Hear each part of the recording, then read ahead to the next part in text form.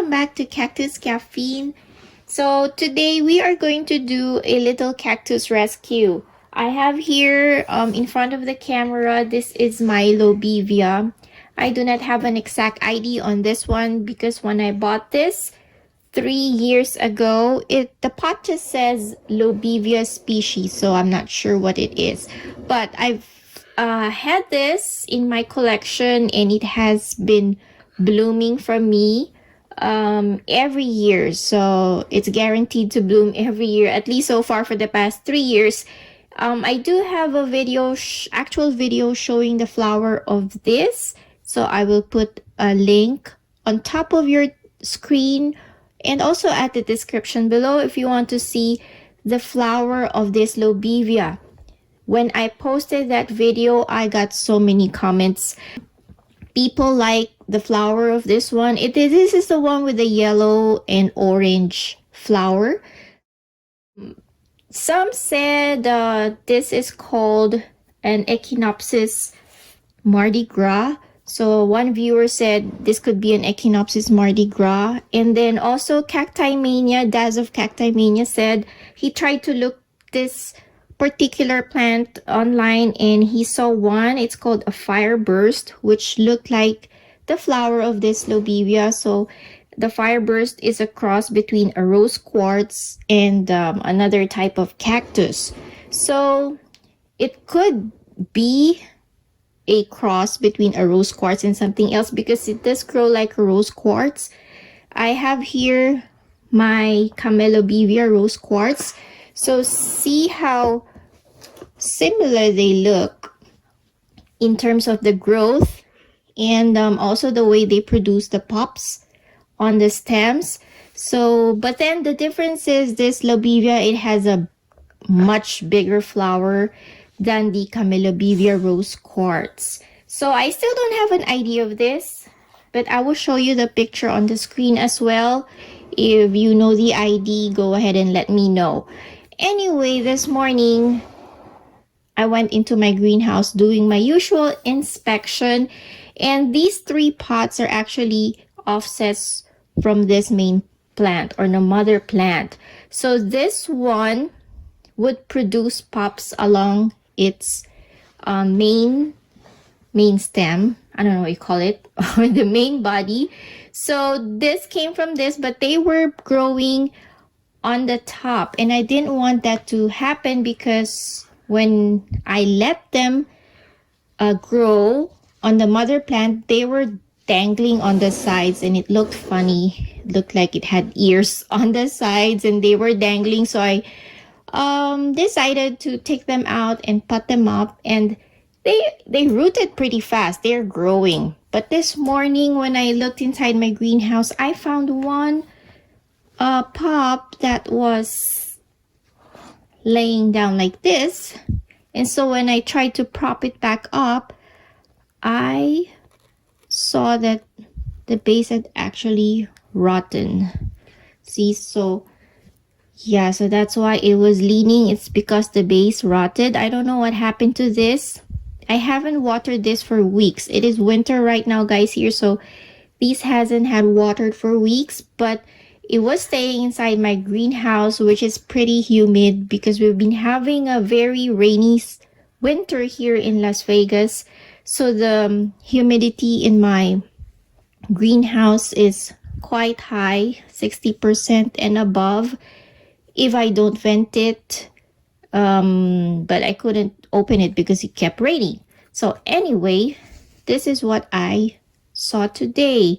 So we're gonna do a little rescue of this Lobivia offspring, and I'm going to show you how I will do it. And just to talk a little more about the care of this particular Lobivia, this one grows pretty fast. So when I got this 3 years ago, it was probably like 3-4 inches tall, like about this tall.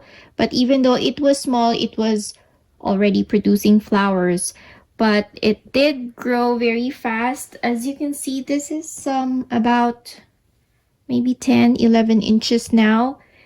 This rose quartz, Camelobivia rose quartz, I've had this for many years. I would say 5 years or more at least. But look how small it is compared to this Lobivia, which I've only had for 3 years. So this does grow tall. I don't know how tall it will grow.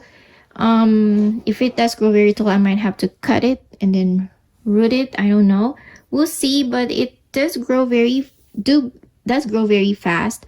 During the summer, it does require a little more watering, because if you do not water it, it does get dehydrated very fast and it starts leaning like it becomes like a hanging plant almost. So it leans, when it loses water, it leans very fast. So you would have to keep it a little more water during the summer period or summer months. And also in terms of sun exposure, it doesn't like too much direct sun. It can take a few hours of direct sun. It can take heat, but if you expose it in sun for a long time, like the other desert cactus, it will start turning yellow, eventually start turning red, and that is so it easily gets sunburn. So look at this one. I had this this side was facing the sun, so you can see it easily gets sunburn. It does recover if you put it in a little more bright sunny shade position. It would recover back its color, but it does get sunburned very fast. So here is the cutting that have rotted at the base. So what we're going to do is I'm going to cut this off. Make sure there's no more black rotting that is left on the cactus. We're gonna cut it off, let it callus and heal over, and then we can plant it back in the soil.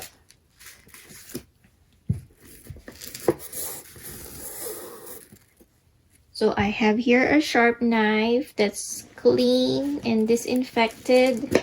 So we're gonna make a clean cut.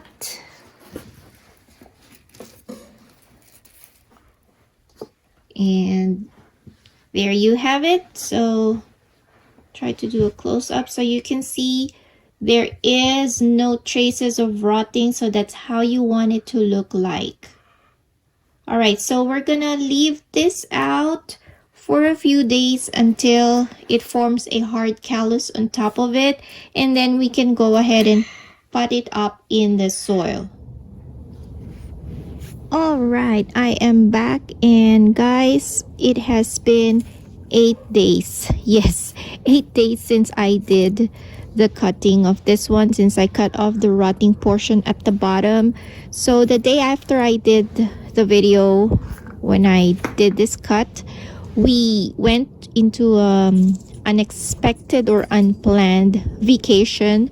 So now that I'm back, it has been 8 days, and as you can see, it has very well formed a callus. Actually, 8 days is too long for this little guy right here. Normally a day or 2 days after, if you have a small cutting like this, is enough to let it callus over. But I think this guy will be fine. I have faith in this guy. Cactus are very tough. So we're gonna go ahead and pot this up. Since it is winter, I think I'll give it a little help, a little boost. So I am going to use a rooting powder. I'm just gonna dip it in rooting powder. This is optional, especially if you are planting in spring or summer or during warmer months. But since it's winter right now, I'm gonna give it a little help. Okay, so I just dipped it in rooting powder, and then we'll plant it straight in soil.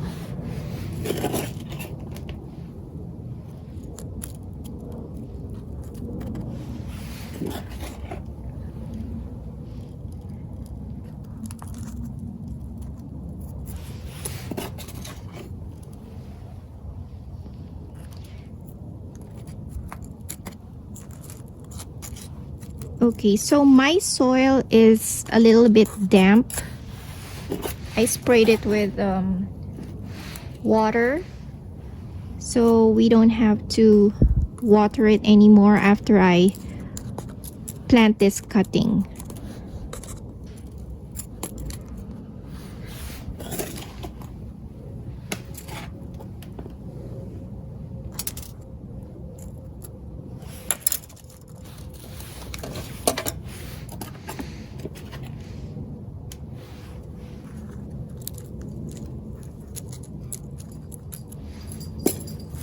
There you go. Just press the soil a little. Give it a slight tap. Make sure there are no big air pockets inside. Otherwise, as you water your cactus, it will just start sinking in your pot. So make sure every little air pocket is filled. Just press it lightly. Straighten it a little. And that's it. So hopefully this will root. I will keep this inside the house where it is warmer. So all the rest are staying in my greenhouse, but this little one, while it is rooting, I'll keep it inside the house where it is warm. And then I'll give you an update, guys. Hopefully in spring or by spring, I'll see some development on this cutting. And right there, so this is the little one and the brothers and the sister, and this is the mother plant right here. All right, so I'm keeping my fingers crossed that this little one will survive and take root. Okay, so to all my subscribers, thank you so much. For all of you who are new to this channel, if you like cactus, succulents, and other desert plants, I hope you will click that subscribe button down below and also hit the bell notification so you get notified whenever I post my new videos. Alright, so until next time, guys, bye, Happy New Year, and cheers!